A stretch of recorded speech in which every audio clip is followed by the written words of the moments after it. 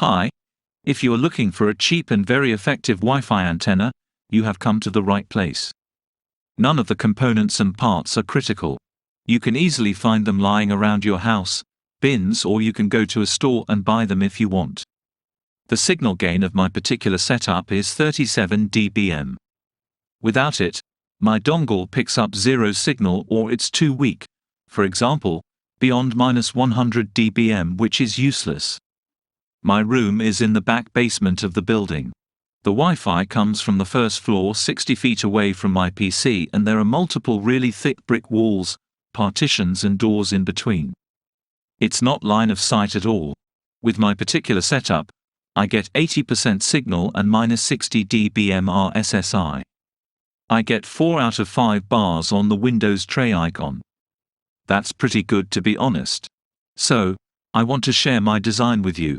You can use anything for the reflector. The best is a parabolic-shaped metal dish, because it has a theoretical gain of up to 40 dBm.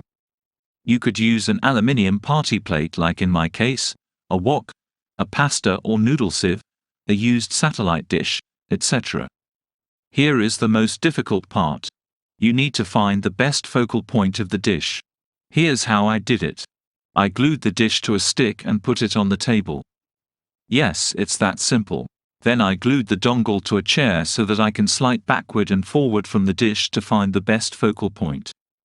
Then I ran the free Vistambler software on my PC to see the Wi-Fi signal strength.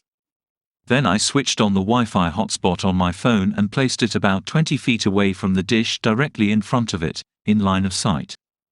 This is necessary to find the frontal focal point. Otherwise, you will get the offsetted focal points. Then I moved the chair that the dongle was attached to back and forth while looking at the received signal strength on Vistambler.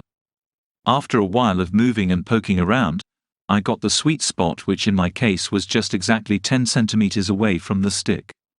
Once I found that optimum spot, I then placed my dongle into a box that roughly can accommodate the requirement, and glued it on the stick. As simple as that. People's jaws drop when they see what I have done. Why buy expensive signal boosters and repeaters that halve the available bandwidth anyway, while you can do a cheap, free, easy and fun way of building one by yourself? Well, my friend, good luck with your experiment.